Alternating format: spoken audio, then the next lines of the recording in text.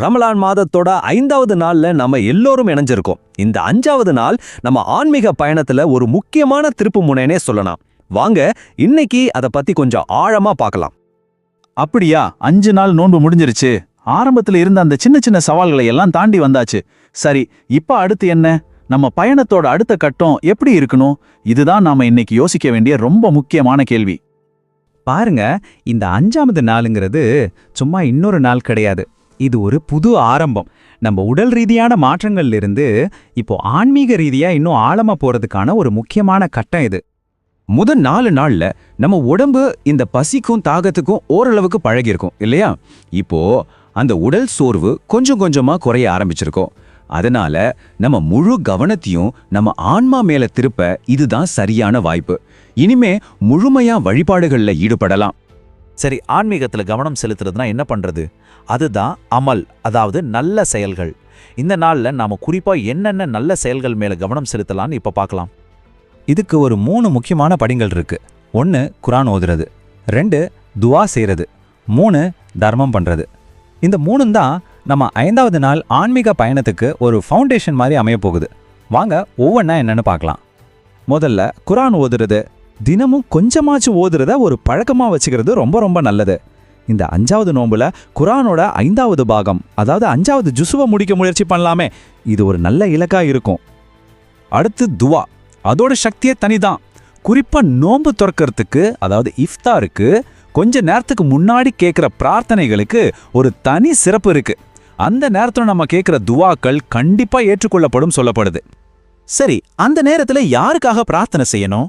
நிச்சயமா முதல்ல உங்களுக்காகவும் உங்க தேவைகளுக்காகவும் மனசார கேளுங்க. அதோட மட்டும் நிறுத்தாம நம்ம சகோதரத்துவத்தை இன்னும் அதிகப்படுத்த உலகம் முழுக்க இருக்கிற நம்ம முஸ்லீம் சமுதாயத்துக்காகவும் சேர்த்து பிரார்த்தனை பண்றது ரொம்ப அவசியம். 3வதா தர்மம். ஏழைகளுக்கு நம்மால என்ன முடியுமோ அதை கொடுக்கறது. அது ஒரு சின்ன பண உதவியா இருக்கலாம், இல்ல கொஞ்சம் உணவா கூட இருக்கலாம்.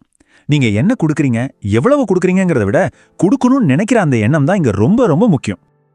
இப்போ நம்ம ஆன்மீக பாதையை பத்தி பார்த்துட்டோம். ஆனா எந்த ஒரு பயணமா இருந்தாலும் அதுக்கு சக்தி வேணும் இல்லையா?